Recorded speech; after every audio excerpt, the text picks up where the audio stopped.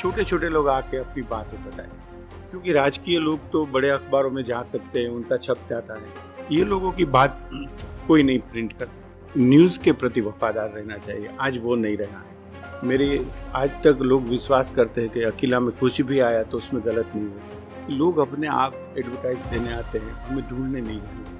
आज तक कभी एक फोन नहीं किया किसी को कि आप एडवर्टाइज भेजो। मैं नसीबदार हूँ कि देश के प्रधानमंत्री जो आज है वो उस टाइम पे मेरे प्रेस पे आए थे।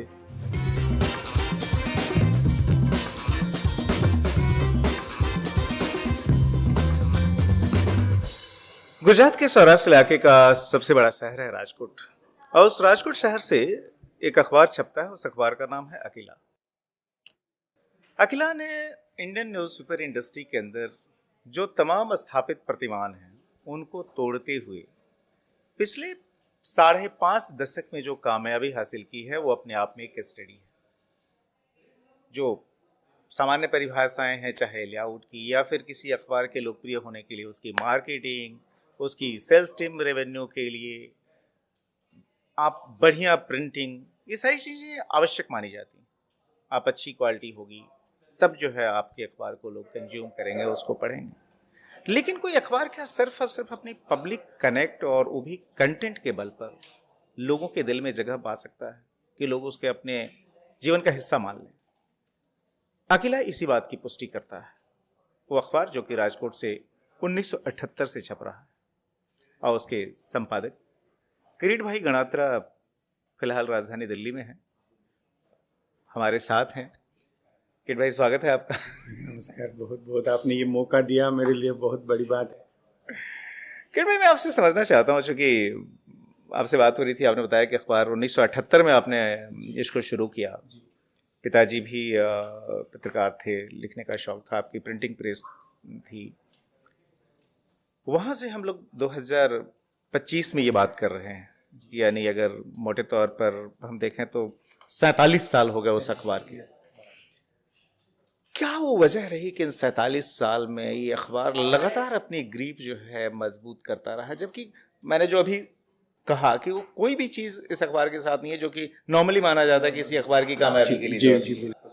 कैसे आप अचीव कर पाइए? मैं मानता हूँ कि छोटे लोग, जो आम लोग हैं, उनके लिए ही मेरे पिताजी की बहुत बड़ी इच्छा थी और ये अखबार शुरू किया हमने। छोटी छोटी बातें मैं बताऊं, कोई आके बताएगा कि मुझे ये गुंडा हैरान करता है, कोई बताएगा पुलिस मेरी फरियाद नहीं ले रही है, कोई घरेलू बात आदमी को कोई झगड़ा है आम परिवार में, तो इन सब का सॉल्यूशन यहाँ निकल जाता है। और ईश्वर की कृपा है कि उसमें 99% निकल जाते हैं। तो आज लोग वही याद कर रहे हैं, इसीलिए मान दे रहे हैं। आपके अखबार की टैगलाइन है सवारे चाय सांझे अकेला, यानी सुबह में चाय शाम में को अकेला। ये ऐसा अनिवार्य हिस्सा बन जाना लोगों की लाइफ का, खासतौर पे पूरे सौराष्ट्र के इलाके में, ये कैसे हुआ? ये टैगलाइन भी वैसे कहाँ से दिमाग में आई? मैं बताऊं, A.T. शाह करके एक जर्नलिस्ट है, बड़े बचपन के दोस्त है, आज भी बम्बई में वो मौजूदा है। एक बार हम ऐसे दोनों बैठे थे, मैंने कहा यार कोई एक स्लोगन तो दो कि लोगों की जीप में, तो उन्होंने ऐसे लगाया कि लिखे सवारे चा सांझे अकेला। उस टाइम पे तो ये मेरे दिमाग में नहीं था कि इतना ये लोगों के जुबान पे आ जाएगा, मगर चल गया बराबर से। ये बताएं कि जो यहाँ तक कि अखबार का नाम भी है, उसके बारे में भी लोगों के मन में बड़ा कन्फ्यूजन रहता है कि अखबार का नाम आपने ये क्यों रखा। कई लोग कहते हैं कि आप 3 भाइयों के नाम पर है, कई लोग कुछ और बातें करते हैं। सच्चाई क्या है? कैसे ये नाम आप लोगों ने आइडेंटिफाई किया? देखिए, मेरे पिताजी की अंतिम इच्छा बहुत थी कि एक शाम का अखबार शुरू करें और उनमें छोटे छोटे लोग आके अपनी बातें बताएं, क्योंकि राजकीय लोग तो बड़े अखबारों में जा सकते हैं, उनका छप जाता है, ये लोगों की बात कोई नहीं प्रिंट करता। तो हम 8 भाई बहन एक बार बैठे और सोचा कि बापूजी की इतनी इच्छा थी तो चलो ना एक अखबार शुरू कर दे। हमारे पास कोई पैसा नहीं था, कोई ऐसी कोई बात नहीं थी कि हम अखबार चला सके। हम आमतौर पे लेबर तौर पे हम 15 से 16 वीकली प्रिंट करते थे हमारे अखबार में। तो सोचा चलो हो जाएगा। साथ में बैठे सभी ने अपनी पसंद का एक एक नाम लिखा। तो मेरी सबसे छोटी बहन स्मिता है, उनकी फ्रेंड का नाम अकीला, वो वोरा कम्युनिटी के है और आज भी वो बम्बई रहती है। उनका नाम निकला अकीला, तो हमने रख दिया पेपर का नाम अकीला। उस टाइम पे कोई मालूम नहीं था कि ये रखना चाहिए नहीं रखना चाहिए। मेरे जब तक मेरे समझ है उन शब्द का पर्शियन वर्ड है, उनका नाम पवित्र, प्योर ऐसा होता है, इसी हिसाब से ये नाम अकीला आया। आप लोगों ने जब अखबार शुरू किया उसी समय जो है उसके कुछ ही समय बाद जो है सो मोरबी की घटना हुई, वह जो है सो मोरबी डैम टूटा और इसमें जो है सो हज़ारों की तादाद में लोग मारे गए। क्या वो भी एक मेजर ट्रिगर पॉइंट था आपके अखबार के लिए? उसी अखबार मैंने जब शुरू किया उनके दो या 3 दिन पहले ये घटना हुई, तो सुना हमने कि कहीं बहुत मोरबी में घटना हो गई। राजकोट के करीब था मोरबी, करीबन 65 किलोमीटर से। उस टाइम पे इतनी सुविधाएं नहीं थी, तो हमने एक टैक्सी जाती थी उसमें बैठ गया मैं कि चलो देखे तो सही क्या है। वहाँ जाके देखा तो शायद पहले पहले जाने वाले आदमियों से मैं था। अभी एक खंडेर सा मकान, शांत, बिल्कुल शांत, और थोड़ी दुर्गंध आ रही थी शहर में। उनके नीचे ग्राउंड फ्लोर पे मैं नीचे उतरा कि कहीं आवाज़ कोई नहीं। अचानक से मैंने देखा कि 50 से भी ज़्यादा आदमी ऐसे बैठे थे गुम सुम होके। उनके ऊपर वो वहाँ शेल्टर ले रहे थे। मैंने पूछा उनसे तो कोई बोलने की नहीं, किसी के परिवार पूरा ख़त्म हो गया था, कोई मिलता नहीं था, वो जीव बचाने के लिए वहाँ बैठे थे। उसके बाद मैंने जो लाशें देखी है मेरी लाइफ में, ये आज तक मैं नहीं भूलाऊंगी। कहीं दरवाजे पे लटक रही है लाश, कहीं वृक्षों पे लटक रही है, कहीं खंभे पे लटक रही है, ये सब बहुत देखा मैंने। मेरे ख्याल से मोरबी की वो घटना थी जिसने कि नरेंद्र मोदी जो कि देश के प्रधानमंत्री हैं 2014 से, उनके भी करियर में एक मेजर टर्न था। जो सेवा का जो प्रकल्प है संघ का, उसमें संघ के उपचारक थे। मोरबी में जो रिलीफ एंड रिहेबिलिटेशन का काम था उसमें संघ ने काफ़ी मेजर रोल प्ले किया। उस सिलसिले में वो आए भी थे। उस समय की कुछ यादें हैं आपके पास जब ये? नरेंद्र भाई का एक लेख मेरे में प्रिंट हुआ था उस टाइम पे, क्योंकि वो पीएमओ से मुझे पूछा गया था कि वो आपने कुछ प्रिंट किया है वो मुझे भेज दीजिए। अनफॉर्चुनेटली मुझे वो मिला नहीं, वो लेख, वो क्या मैंने न्यूज़ प्रिंट किया था, मगर हुआ था प्रिंट, ये मुझे भी याद है, उन्होंने भेजा था। उनके बाद काफ़ी आना जाना हुआ उनका। आपने नरेंद्र मोदी को आरएसएस के एक प्रचारक से लेके देश का प्रधानमंत्री बनते हुए देखा, बल्कि आप एक तरह से उन्हीं की सरकार जब केंद्र में है तो राष्ट्रपति भवन के एट होम में भी आप शामिल होने के लिए इस बार आए। नरेंद्र मोदी की पॉलिटिकल जर्नी को आप कैसे देखते हैं? नरेंद्र भाई पहले से ही मेरी जो याद शक्ति है उस टाइम पे, पहले से ही वो जब आते थे मेरे यहाँ तो एक सिंह की तरह अकेले ही आते थे, कोई उनके साथ नहीं होता, उनको पसंद भी नहीं था। वो बैठते पूरे ब्यौरा लिखाते मुझे, और काफ़ी मैं नसीबदार हूँ कि देश के प्रधानमंत्री जो आज है वो उस टाइम पे मेरे प्रेस पे आए थे। बाद में भी मुख्यमंत्री हुए, उसके बाद भी वो आ चुके हैं मेरे यहाँ, और उनका प्रेम आज भी है। मिले नहीं मुझे, मगर आमंत्रण जरूर भेजते हैं मुझे। नहीं तो मेरे जैसे छोटा अखबार, बहुत छोटा अखबार है, मैं छोटा जर्नलिस्ट हूँ, उनको आज तक याद रखे। और पॉलिटिकल में मैं तो मानता हूँ उनकी एक ही बात है, माफ़ नहीं करते कभी। उनके साथ रहे हैं उनको याद रखते हैं, जो साथ नहीं है वो हमें सामने रहते हैं। मुझे ये बताएं कि जो अखबार है इवनिंगर के बारे में माना जाता है कि आप किसी एक शहर के अंदर थोड़ी बहुत उसकी पैठ हो सकती है, लेकिन एक इवनिंगर इतना पावरफुल हो जाए कि जो मेन स्ट्रीम जो न्यूज़पेपर्स हम कहते हैं जो कि सुबह पाठकों के पास जाते हैं उनसे ज़्यादा उसकी साख हो, लोगों में वो कनेक्ट हो जाए। आज की जो जनरेशन है और ख़ासतौर पर जो लोग मीडिया के अंदर हैं, चूँकि मीडिया जिस समय आपने अखबार शुरू किया उस समय गुजरात में भी बहुत लिमिटेड अखबार थे। आज जो है पूरे देश दुनिया में जिस तरीके से अखबार ही क्या, मतलब टीवी, फिर टीवी के आगे डिजिटल के बाद से सो ऑफ प्लेटफॉर्म्स जो है, सोशल मीडिया जो है, कंटेंट को आपने हमेशा प्रायोरिटी दी, लोगों के कंसर्न को प्रायोरिटी दी। क्या आपका मैसेज होगा यंग जनरेशन के लिए जो कि मीडिया के अंदर आ रही है कि किस चीज़ पे फोकस करें? मैं समझता हूँ कि न्यूज़ के प्रति वफादार रहना चाहिए। आज वो नहीं रहा है। आज आप भी जानते हैं कि प्रलोभन इतने मिलते हैं कि कोई भी अपनी सच्चाई जो न्यूज़ की होती है उनको दूर रख के लिखने लगते हैं। हमने आज तक वो पैसे को महत्व नहीं दिया, लालच को महत्व नहीं दिया। जो न्यूज़ जो हमें अच्छा सच लगता है वही प्रिंट करते हैं। अगर आज की जनरेशन वो करें तो मैं मानता हूँ लोगों के दिल में वो छा जाएंगे। मेरे आज तक लोग विश्वास करते हैं कि अकेला में कुछ भी आया तो उसमें गलत नहीं होगा। वो किसी में बेसिकली मेरा पूरा परिवार, मेरा फादर सब बीजेपी जनसंघ के मानने वाले संघ के, पर अखबार में कभी नहीं हुआ। मेरे यहाँ कांग्रेस के भी आएंगे, आपके भी आएंगे, बीजेपी के तो आते ही है। कोई भी पार्टी हो, कोई भी बड़ा से बड़ा लोग हो, छोटे से छोटे आदमी हो, कांग्रेस का जब जमाना था तो अहमद पटेल आके बैठते थे। भाजपा की तो मैं बात करूँ तो आज तक की कोई मुख्यमंत्री बाकी नहीं है मेरे यहाँ नहीं आए, भूपेंद्र भाई के सिवा। वो अभी अभी एक आध साल से आए हैं। तो ये सब आते हैं, उनका वजह है कि हम न्यूट्रल रहते हैं, पूरा न्यूट्रल। न्यूज़ में कभी कोई पक्षापक्षी नहीं, कोई बनावट नहीं। और आप एक बात तो जानते होंगे कि इलेक्शन के समय में न्यूज़ प्रिंट करने के बहुत सारे पैसे दिए जाते हैं जो अकाउंटेबल कहीं पे भी नहीं है।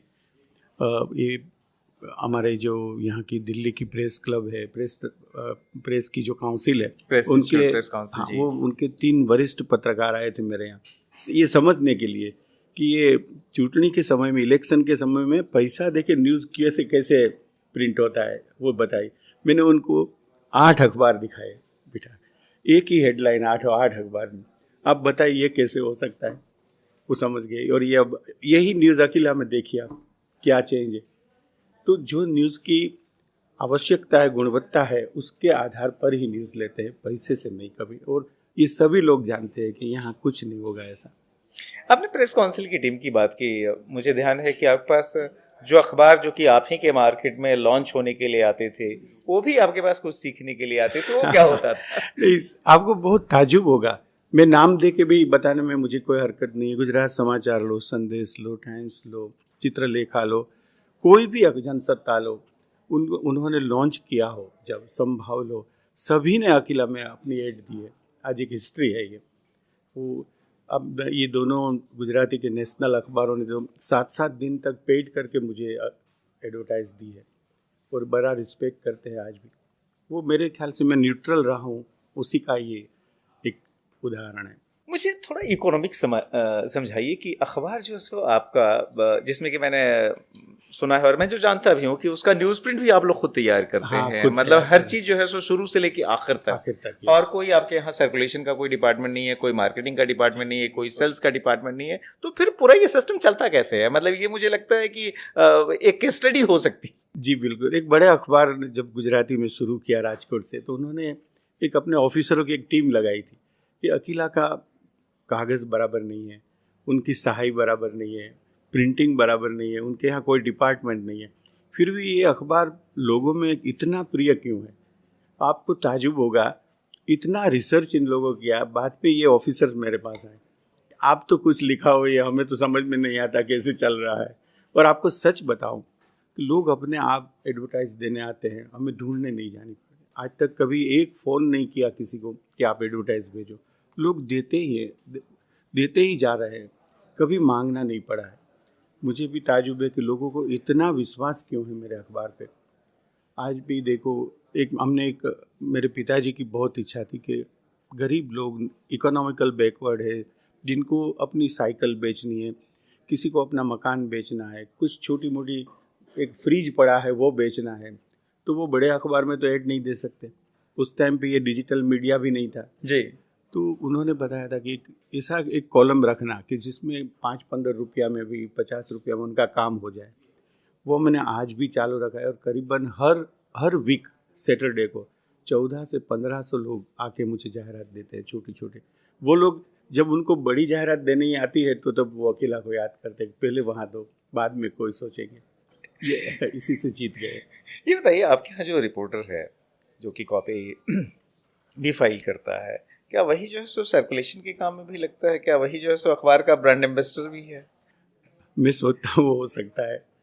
एक बात बताओ, एक प्यारे जी करके संदेश के रेसिडेंट एडिटर थे, किसी ने उनसे पूछा कि अकेला को इतने न्यूज़ मिलते क्यों हैं? तो उन्होंने बताया कि उनके रीडर जितने हैं ना, वो उनके प्रेस रिपोर्टर है। कहीं कुछ भी बना तो वो फ़ोन कर देते हैं कि ये अकस्मात हुआ, ये हुआ। उनको कोई बीट नहीं कर सकेगा न्यूज़ में। आज भी वही सिलसिला है। लोग मेरे जो पढ़ने वाले हैं, वो अपने खुद रिपोर्टर को ही मानते हैं, वो फ़ोन करके मुझे बताते हैं कभी भी। 1978 में आपने अखबार शुरू किया, फिर इसकी एक्सपेंशन और ग्रोथ जर्नी कैसे रही है? पहले एक एडिशन, फिर मल्टीपल एडिशन आपने इसके लॉन्च किए। इवनिंगर के मल्टीपल एडिशन हो, ये अपने आप में किसी आश्चर्य से कम नहीं है। जी जी जी बिल्कुल। मैं आपको बताऊं, 10 साल तक बहुत स्ट्रगल किया। कल बंद हो जाएगा, आज बंद हो, क्योंकि सर्कुलेशन पिकअप नहीं हो रहा था। मेरी माता जी बता रही थी कि आपके तेरे पिता को ये इच्छा थी ना, चालू रखो, कुछ हो जाएगा। कुछ एक समय ऐसा आया, उस समय में 30-35 हज़ार का डेप्ट हो गया मेरे ऊपर। तो हम तो बहुत छोटे अखबार वाले थे, हमें तो मेरे बहनों जूनागढ़ रहते थे, हरीश भाई, वो तो आज देहांत हो गया। उन्होंने आके चुपचाप मुझे 35,000 दे दी कि ये रखो, जब तेरे पास हो जाए तब दे देना। बस उस 35,000 से, नहीं तो बंद करने का निश्चय फाइनल हो गया था कि अभी ज़्यादा हम सहन नहीं कर सकेंगे। वो दिया, शुरू हुआ। उसके बाद मैं आपको बताऊं कि एक के बाद भिंद्रान वाले जी का एक बना हुआ, उसमें हमने बहुत सारे एक्स्ट्रा, एक वधारो गुजरात में जी, बोलते हैं, एडिशन, एक्स्ट्रा सप्लीमेंट एडिशन, जी। वो 1 पेज का न्यूज़ कभी भी आया उसी टाइम पे लगा। आज तो क्या है, डिजिटल मीडिया में तो न्यूज़ ब्रेक तुरंत हो जाए। उस टाइम पे ये नहीं था, दूसरे दिन बड़े अखबारों में आते तब पता चलता। तो हम क्या करते, दिन में कभी भी किसी भी समय ये एक्स्ट्रा पेज निकाल देते और लोग हजारों की संख्या में खरीदते। ऐसे न्यूज़ मिलता है। भिंद्रान वाला जी का हुआ, पछी इंदिरा जी की डेथ हुई, राजीव जी की डेथ, और सबसे मुझे माइलेज मिला बाबरी मस्जिद का ध्वंस हुआ जब। तो मैंने लखनऊ से एक रिपोर्टर, मुस्लिम रिपोर्टर को, मुझे पता ऐसे ही कि मन में हुआ था कुछ होगा, तो मैंने 1 महीने पहले उनको हायर किया था और उस टाइम पे मैंने उन्हें 2,000 रुपये पहले से भेज दिया, तो वो अयोध्या आ गया। बाबरी मस्जिद जब तोड़ी गई तो उन्होंने मुझे एक फ़ोन किया कि किरीट भाई अगर बिलीव करे तो ये गुंबद टूट गया। क्या बात बता रहे? हाँ, मैं भागता हूँ, अभी पीछे बहुत सारे लोग हैं और मैं पता नहीं क्या होगा, मगर आपको बता दूँ कि गुंबद टूट गया। और मैंने उन पर विश्वास करके एक्स्ट्रा सप्लीमेंट निकाले, हज़ारों ने। पुलिस आके मेरे चारों ओर बैठ गई, मुझे बोला कि आपको हिलने नहीं देंगे। ये न्यूज़ नहीं पीटीआई में आया, नहीं यूएनआई में, कहीं पे भी नहीं, कोई न्यूज़ ही नहीं था। 4 घंटे बाद डिक्लेयर हुआ, तब मुझे छोड़ा वहाँ से। उसमें मुझे बहुत माइलेज मिला, बहुत बहुत बहुत एक्स्ट्रा कॉपीज दी। तब से ये लोगों के दिल में बस गया कि नहीं, इसमें अखबार में सच ही आता है, कोई झूठ नहीं।